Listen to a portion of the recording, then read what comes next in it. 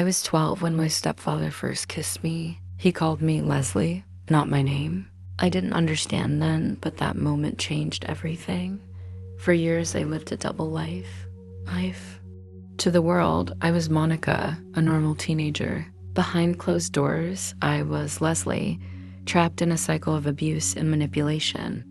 This is my story of survival. My last birthday with Dad was perfect. We had a picnic in the park, just the three of us, Mom, Dad, and me. I remember the warm sun on my face as I blew out the candles on my chocolate cake. Dad's booming laugh echoed across the grass as he chased me around, pretending to be a tickle monster. It felt like our little family would stay that way forever, but life had other plans. Just 2 months later, Dad was gone. A car accident took him away in an instant, leaving a gaping hole in our lives. The grief hit me like a tidal wave, drowning out everything else. I felt lost, angry, and so alone. Mom was struggling too. She threw herself into work, leaving me to navigate my pain and solitude. That's when Harvey entered the picture. He started as Mom's coworker, then friend, and soon became a constant presence in our home. At first, I resented him. How dare he try to replace my dad? But Harvey was patient. He'd bring me little gifts, a bracelet here, a new phone there. He'd ask about my day, actually listening when I spoke. When Mom was too busy, Harvey would drive me to dance practice or help with my homework. Slowly, almost imperceptibly, he began to fill the void Dad left behind. I didn't realize it then, but Harvey was carefully positioning himself as my primary source of support and affection. He'd say things like, "Your mom's so busy, but I'm always here for you, Monica."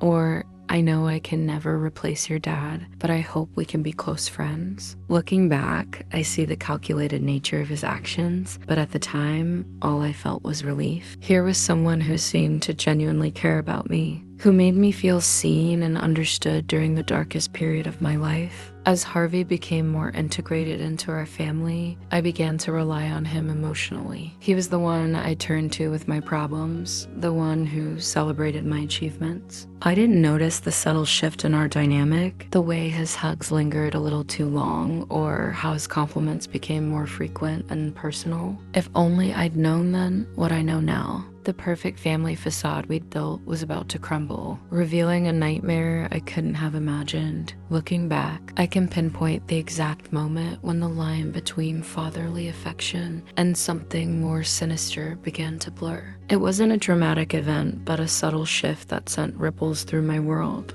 How does a trusted figure transform into a predator right before your eyes without you even noticing? It started with a name. One evening, as Harvey hugged me goodnight, he whispered, "Sweet dreams, Leslie." I froze, confused. Leslie was my mother's name. When I pointed out his mistake, he laughed it off, saying he must be more tired than he thought. But something about the way he looked at me in that moment made my skin crawl. From then on, Harvey's behavior towards me changed in ways so gradual I barely noticed at first. His hugs lasted a few seconds longer. His hand would linger on my shoulder or brush against my back. Compliments about my appearance became more frequent and specific. "You're becoming such a beautiful young woman, Monica," he'd say, his eyes roaming in a way that made me uncomfortable. I found myself in a constant state of confusion. Part of me cherished Harvey's attention and affection, especially given how distant my mother had become, but another part felt increasingly uneasy, sensing that something wasn't right. I'd catch myself thinking, is this normal? Am I just imagining things? This internal conflict left me vulnerable to Harvey's manipulation. He'd frame his actions as expressions of love and care, making it difficult for me to recognize the abuse for what it was. "I'm just looking out for you," he'd insist when I'd shy away from his touch. "Don't you trust me?" As the inappropriate behavior escalated,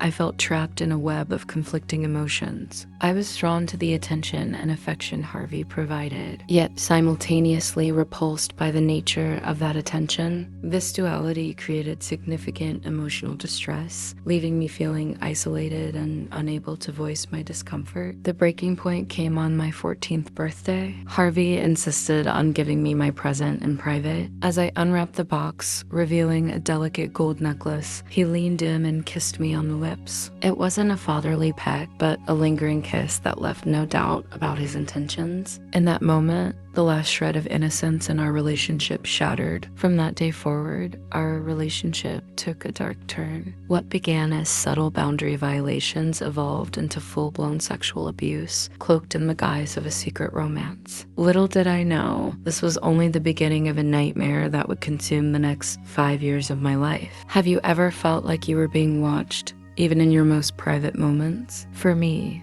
that paranoid thought became a terrifying reality. The day I stumbled upon Harvey's hidden secret changed everything. I was 16 when I found the camera. It was tiny, nestled in the corner of my bookshelf, its lens pointed directly at my bed. My stomach dropped as I realized the full extent of Harvey's control. This wasn't just about the physical abuse anymore. He was invading every aspect of my life. Harvey's manipulation had evolved over the years. He showered me with gifts, expensive jewelry, the latest phone, designer clothes. But each present came with a price. Our little secret, he'd whisper, his eyes gleaming with a mixture of affection and threat. If I ever hinted at pulling away, he'd remind me of all he'd done for me, for our family. Your mother would be devastated if she knew, he'd say, twisting the knife of guilt deeper. As time passed, I found myself drifting away from friends and family. Harvey always had a reason why I couldn't go out or why my friends couldn't come over. We need family time, he'd insist, his arm around my shoulder feeling more like a chain than a comfort. Slowly, my world shrank until it revolved entirely around him. The psychological toll was immense. I struggled with depression and anxiety, my self-esteem eroding with each passing day. The shame and guilt were constant companions, whispering that somehow this was all my fault. I felt trapped in a nightmare with no end in sight. There were moments when I desperately wanted to break free, to tell someone what was happening. But Harvey had woven such a tight web of manipulation that I couldn't see a way out. He'd convinced me that no one would believe me, that I'd be blamed for seducing him. The fear of losing my mother's love, of being labeled a homewrecker, kept me silent. As I stared at that hidden camera, something inside me shifted. The anger and disgust I felt toward Harvey began to outweigh the fear. I realized that if I didn't find a way to escape, this abuse would never end. But how could I break free from a trap years in the making? The path ahead was uncertain, but for the first time in years, I felt a flicker of hope. Freedom was just a click away, but my finger refused to move. The cursor blinked mockingly, daring me to expose years of carefully hidden pain. What invisible chains still held me back from reaching out for help? Every day felt like walking on eggshells. Harvey's mood swings had become more volatile, his demands more frequent. The weight of our secret pressed down on me, making it hard to breathe. I'd catch my reflection in the mirror and barely recognize the hollow-eyed girl staring back. One night, Harvey came home drunk and angry. He accused me of flirting with a classmate, his jealousy spiraling out of control. As his voice rose, something inside me snapped. For the first time, I shouted back, telling him I was sick of living like this. His hand connected with my cheek before I could react. The shock of that slap cut through years of manipulation and fear. In that moment,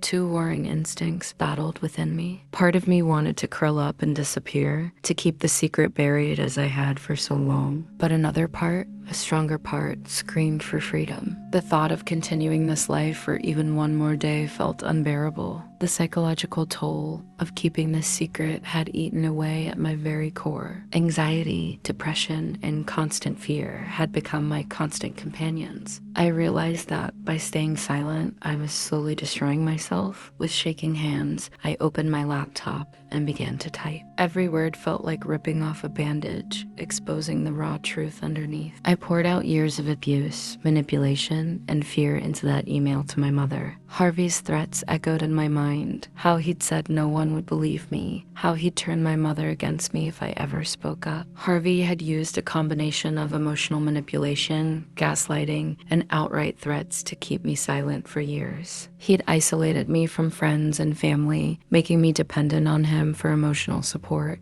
He'd convinced me that I was complicit in the abuse, that I'd be blamed if the truth came out. As I sat there, poised to send the email that would change everything, I felt a mix of terror and hope. The path ahead was uncertain, but I knew one thing for sure. I couldn't keep living this lie. With a deep breath, I moved my finger towards the send button, ready to reclaim my life. Sending that email was the hardest thing I've ever done, but it was also the most important. Breaking my silence shattered the walls of isolation Harvey had built around me. It wasn't easy. There were difficult conversations, tears, and moments of doubt. But with each passing day, I felt a little stronger, a little more like myself again. If you're experiencing abuse, please know that you're not alone. There are people who will believe you and support you. Organizations like the National Domestic Violence Hotline and RAIN offer confidential help and guidance. And if you know someone who might be a victim, listen to them without judgment. As Dr. Jennifer Freyd says, when survivors are believed, they are more likely to heal and seek the help they need. My journey of healing is ongoing, but I'm no longer trapped in that web of secrets and shame. There is hope and there is life after abuse. You deserve to be safe, respected, and loved. Take that first step. Your future self will thank you.